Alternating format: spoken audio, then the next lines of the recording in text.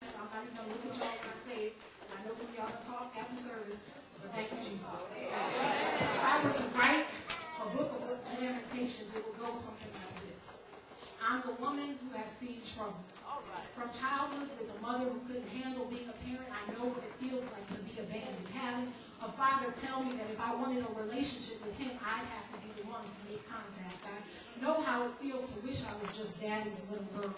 I had an adopted family who really didn't know how to show affection, so I know what it feels like to long for a hug. And growing up, I've struggled with unclear skin, and I've been the butt of many jokes. And before I was 16, I gave away what I should have saved to a boy, hoping that that would make him love me. And I found out the hard way that lust doesn't equal love. And one summer during undergrad, a guy in the neighborhood didn't take no for an answer, and he took from me what he wanted. His actions left me making a decision that involved a clinic, and even today, years later, I live with the questions of whether I made the right choice. I'm the woman who, feeling like I had not reached the point where I wanted to be before turning 30. I'm the preacher who suffered pain.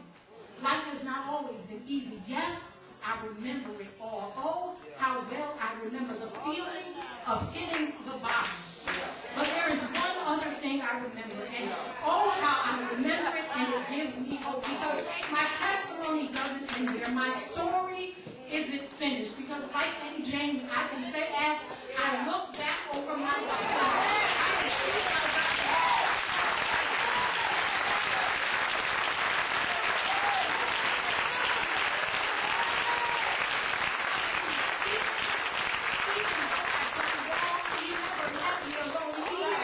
there for me, and he kept on blessing. This I recall from my mind, and therefore I have hope. It is because of his mercy that we are not consumed. They are new every morning. Great is God's faithfulness unto me. Morning by morning, new mercies I see. I can never repay God for the love that God has shown to me. How he loosed my shackles and he set me free. How he made a way out of no way.